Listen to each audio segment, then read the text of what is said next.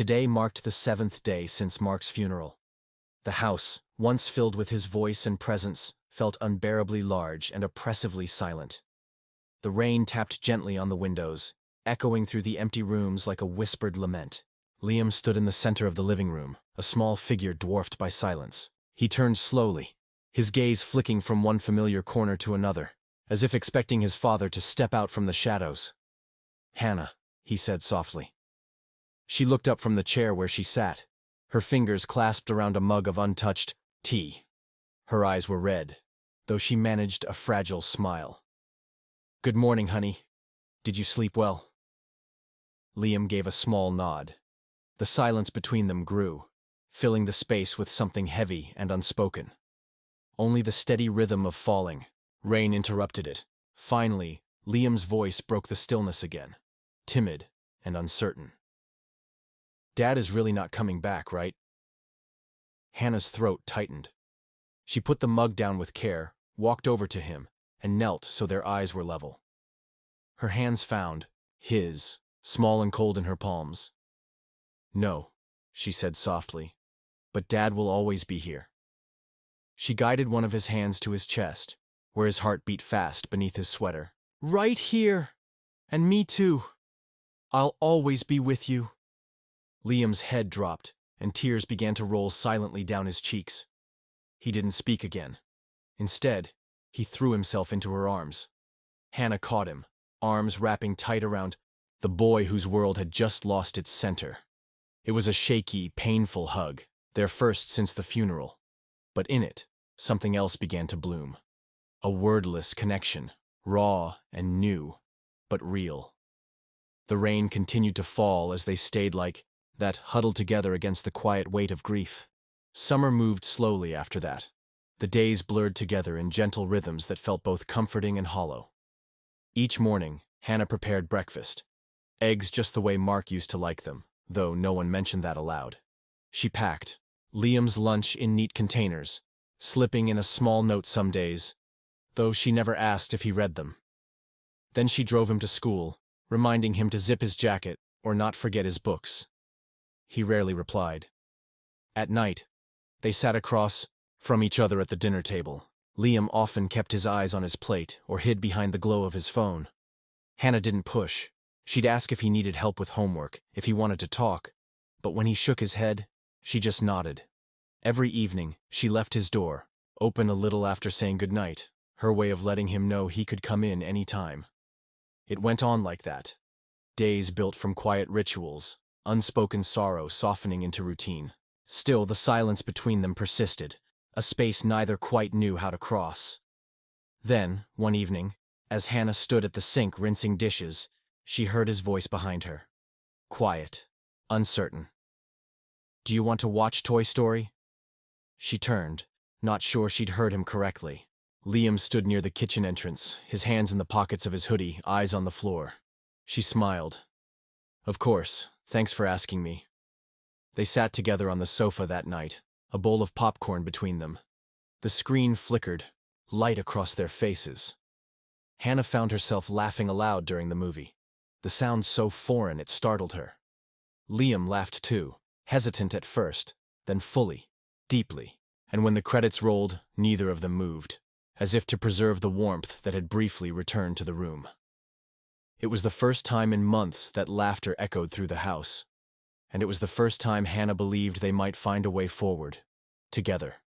The years passed like the quiet stream behind their house, slow, steady, and mostly unnoticed. Liam entered adolescence, and with it came the usual transformations. His voice deepened, his limbs stretched out clumsily, and his moods arrived like uninvited guests. The door began to slam more often. Words grew shorter, sometimes sharper. He withdrew behind headphones and sarcasm. His silences returned, now louder than ever. Hannah never stopped. Each day, she made dinner. She left notes on the counter when she had to leave early. She reminded him to sleep, to study, to be kind. She accepted that hugs no longer came easily, that he rolled his eyes at her questions, that he sometimes retreated without warning.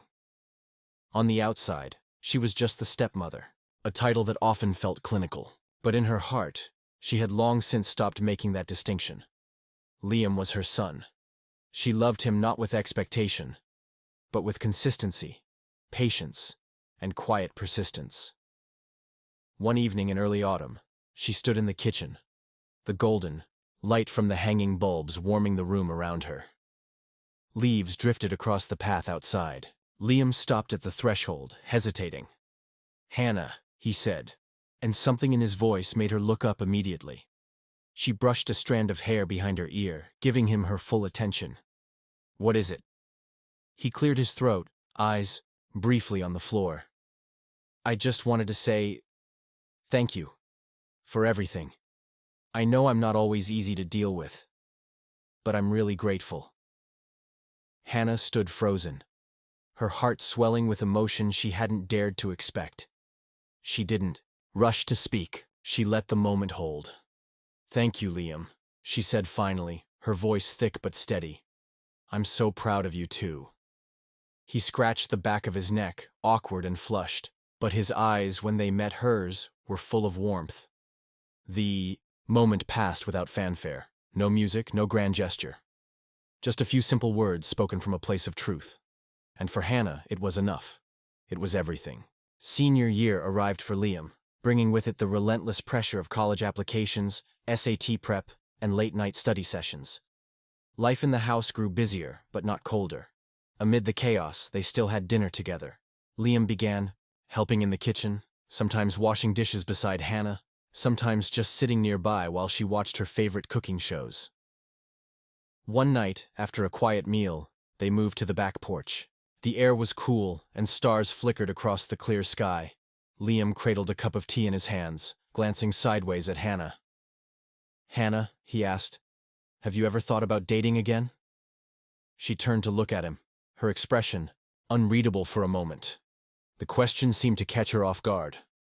"Dating?" she repeated, her voice gentle. "It's been a long time. I don't really think about it anymore." Liam tilted his head. "But you could. I mean, you're still young." Hannah smiled, though a little uncertainly. "I suppose I've gotten used to this life. And maybe I never really saw myself that way. I was never the attractive type." Liam frowned at that, genuinely surprised. He looked at her. Really looked. The woman who had held their family together, who moved through life with quiet grace. She wore loose jeans and plain t-shirts, always opting for comfort over style, as if trying to disappear into the background. "You shouldn't say that," he said firmly. "You have a really nice figure, I mean it. Especially your bust. It's beautiful. You shouldn't hide it." Hannah blinked, startled. A flush crept up her neck, and she let out a nervous laugh. "Do you really think so?" "I do," Liam said. His voice was steady, his expression sincere. "You should be more confident. You're not just my stepmom. You're amazing. I think other people would see that if you let them." For a long time, Hannah didn't respond. She stared into the dark garden, the wind brushing through the trees like a memory. Her heart fluttered, not because she was thinking of romance, but because she realized, maybe for the first time in years, that someone truly saw her.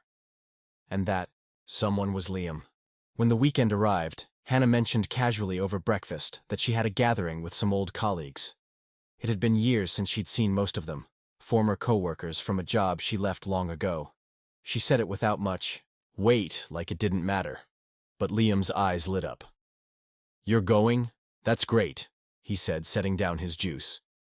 "You should wear something really nice. Try something different."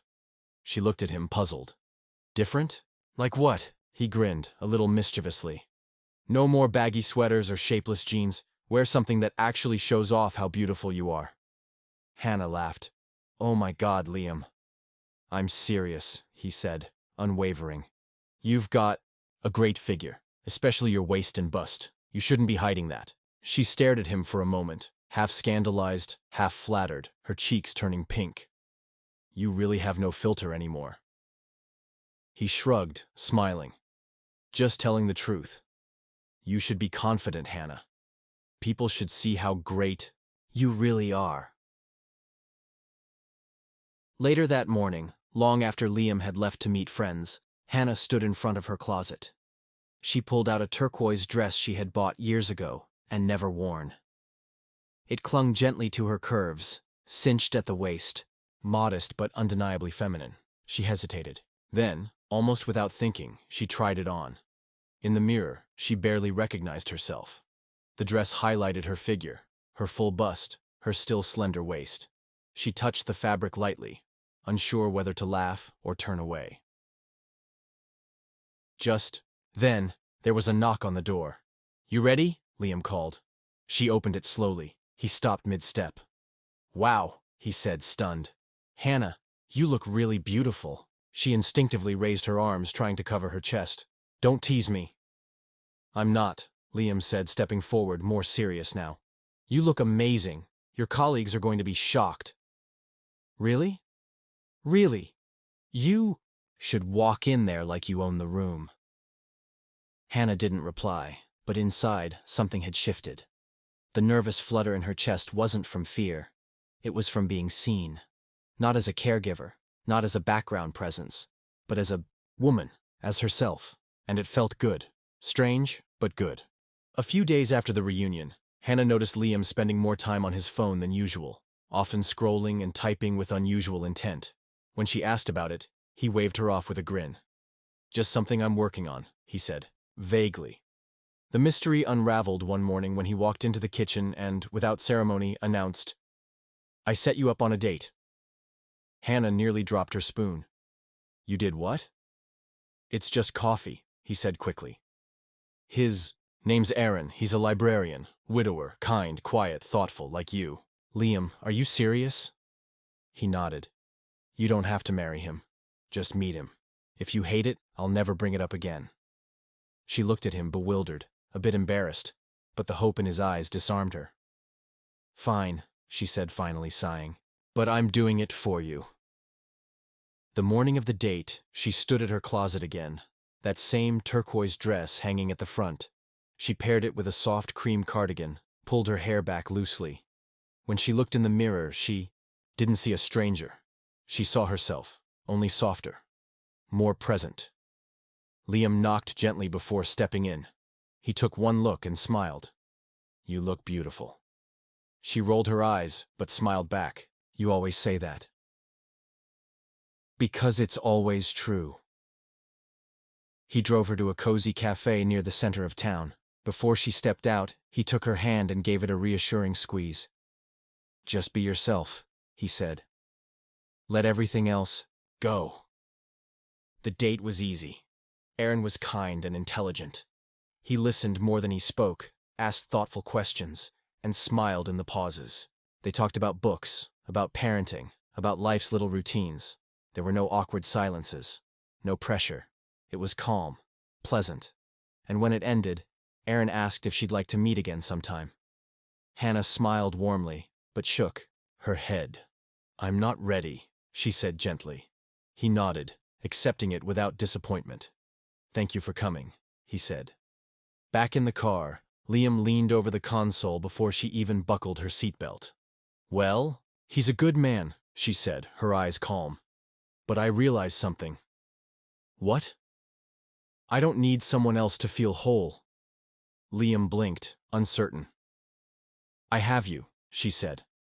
"I have our dinners, our talks, our late-night movies. I have laughter again. I have a home." He sat back, quiet, the weight of her words settling between them. In that moment, Hannah wasn't a woman who had been left behind. She was a woman who had chosen, who had built something, and who had finally seen the worth in what she already had. A few days after that gentle confession in the car, something shifted in Liam. Not a dramatic transformation, but something quieter, more purposeful. He began coming home earlier, started watching her a little more carefully, not with concern, but with intention. One Saturday morning, as Hannah was tying her apron and reaching for a pan, Liam intercepted her in the kitchen. "Stop," he said, grinning. "Today's not your day." She blinked, confused. "What do you mean?" "Today is Hannah Day," he declared, gently taking the spatula from her hand. "You're not allowed to cook or clean.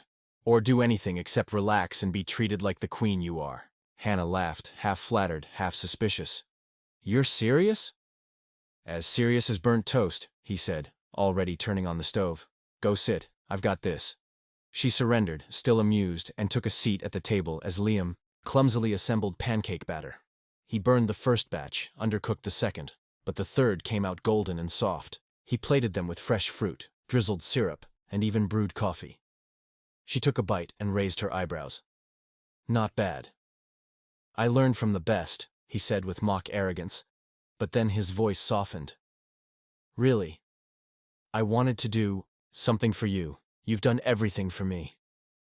After breakfast, Liam led her outside to the backyard. A lounge chair had been pulled under the shade, a soft blanket draped over it, her favorite books stacked neatly on a table nearby.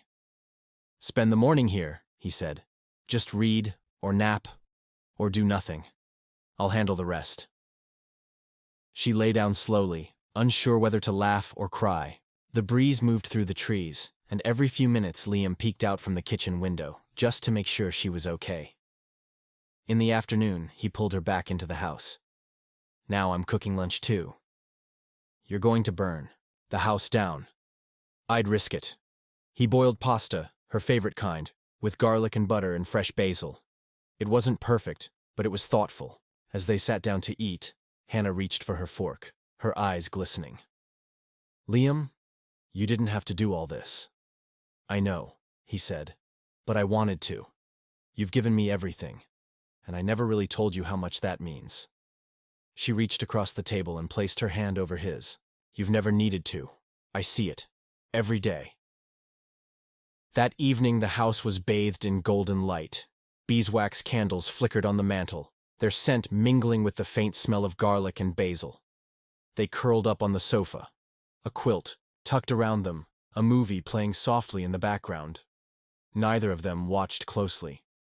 They just sat quietly, hearts full, warmth shared without words.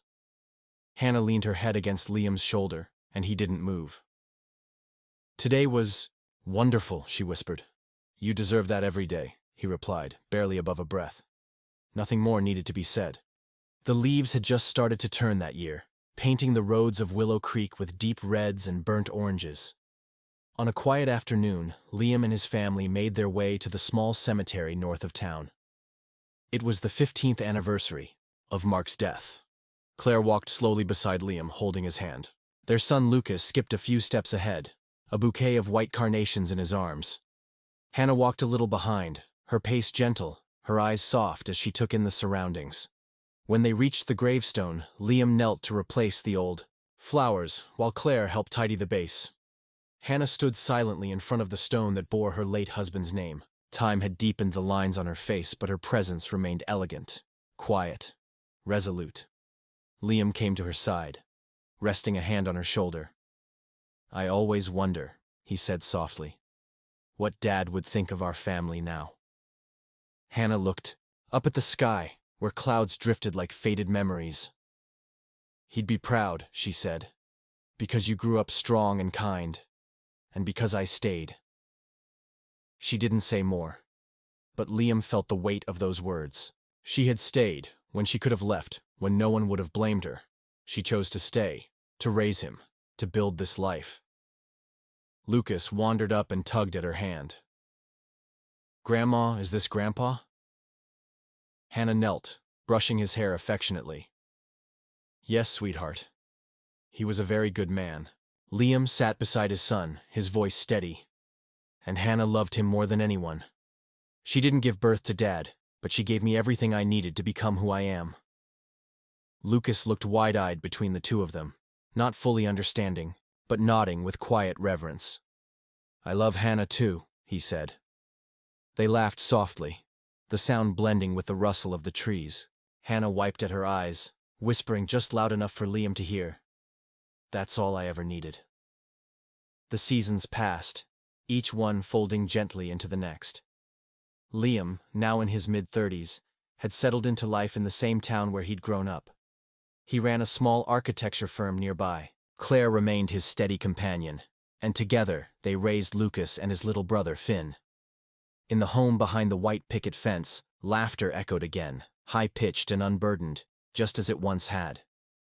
Hannah became Grandma Hannah, the kind of grandmother who always had cookies in the oven and a stack of old picture books by the fireplace. Lucas would run through the front door shouting her name, and Finn would climb into her lap before he could even take off his shoes. And then, one winter evening, quietly and without pain, Hannah was gone. The house didn't feel empty after her passing. It felt full. Her photo sat in a wooden frame above the mantel, next to a pale urn, the light around it always soft. Below it, a plaque read, "The mother who didn't give birth to us, but taught us how to love." Liam often stood in front of that picture, sometimes alone, sometimes with Lucas or Finn.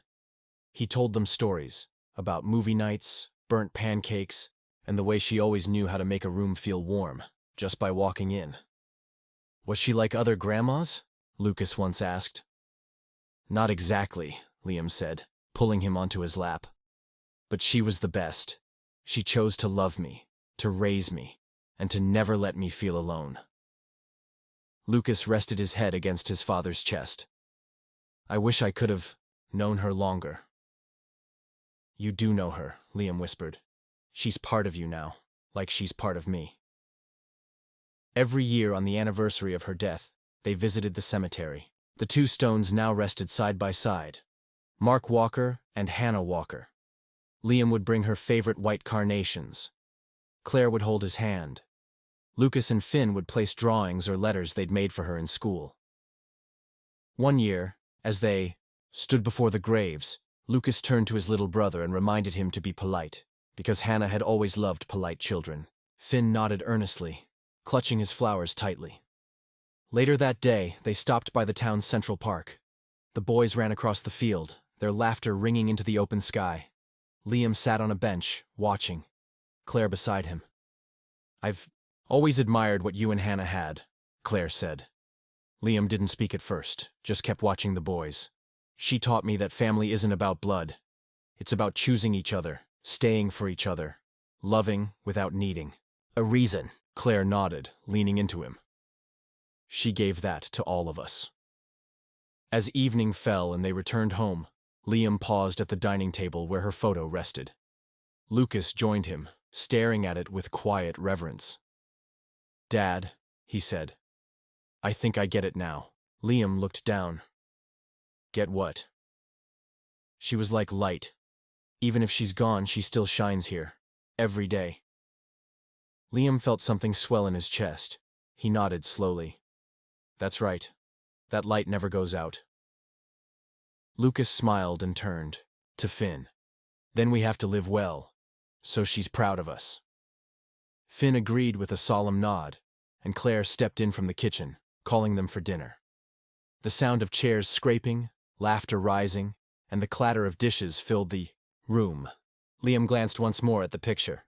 The ceiling fan above spun lazily, just as it had in those quiet, long-ago nights when Hannah sat beneath it, book in hand, presence unassuming but unforgettable. And still, she was here, in every echo of laughter, in every act of kindness, in every moment someone chose love over absence. Hannah had lived quietly, loved completely, and in doing so, left behind a legacy no storm could ever erase. 10 years had passed since Hannah's death, but Willow Creek hadn't changed much. The cobblestone streets still curled around old maple trees, and the hills still changed with the seasons. Lush in spring, golden in fall, white in winter. The wooden house behind the white fence remained, lived in, loved, and warm. Liam was now 35. His hair had begun to show silver near the temples, but his face still carried the same softness Hannah used to brush with her palm when he was a boy. He spent his weekends pruning the garden she once tended, planting lavender in the same spot she used to stand and sip her morning tea. Inside the house, the living room shelf bore a framed photograph of Hannah, her smile forever serene. Beside it sat a small urn, and beneath the photo, a simple inscription: "The mother who didn't give birth to us, but taught us how to love." Lucas, now 13, often paused in front of that shelf. Sometimes he brought his little brother Finn with him and told stories he had heard dozens of times about how Hannah made movie nights magical, How she once let Liam burn pancakes just to make him feel proud, how she never raised her voice, but could make you feel heard with just a look. Was she really like that? Finn would ask. Lucas nodded, serious beyond his years. She wasn't like other grandmas. She was better. Some evenings, Liam would find Lucas sitting there, chin propped in his hands, just staring at the photo. One night, without turning around, Lucas said, "Dad, do you think Hannah would be proud of us?" Liam walked over slowly and sat beside him. "I think she already is." Lucas turned toward him, his voice softer now. "She feels like light, not like something that went away, but something that still shines in here." He pressed a hand to his chest. "Everywhere." Liam was quiet for a long time. Then he reached over and pulled his son close. "That's exactly what she is." Each year on the anniversary of her passing, they visited the small cemetery, where Hannah's grave lay beside Mark's. Claire prepared Hannah's favorite white carnations, and the boys each carried something: a drawing, a poem, a favorite memory, written on notebook paper. When they stood before the stone, no one spoke loudly. Liam would kneel and gently brush the dust from her name, whispering his greeting like a secret between old friends. Claire stood beside him with tears in her eyes, her hand resting lightly on his shoulder. The boys stood close, reverent and still, their arms full of offerings. Then they'd leave, always stopping by the park on the way home. The boys would run ahead. Claire would sit on the same bench where Liam once told her about the woman who raised him with no obligation, only love. "She still feels near," Claire would say, and Liam would nod. "She never really left." Back home, the light in the kitchen always felt just a little warmer on those days. The table, set for 4, always had room for one more in spirit. Lucas once said, without prompting, "I think Hannah likes it when we eat together. She used to say that happiness was just being with the people you love." Finn had nodded with the solemn gravity only a child could muster. "Then we should always do that." And they did. Liam kept the rituals alive, not because he had to, but because it was the quiet promise he had made long ago: to live kindly, to stay close, to choose love, the way Hannah had chosen him. Years would pass. The boys would grow. The town would change in small ways. But in the house on the hill, the one with the white fence and the garden of lavender, Hannah's love would remain, a quiet presence in the walls, in the morning light, in every act of patience or laughter or grace. Because family, they all knew now, wasn't something you were born into. It was something you built, one small act of love at a time.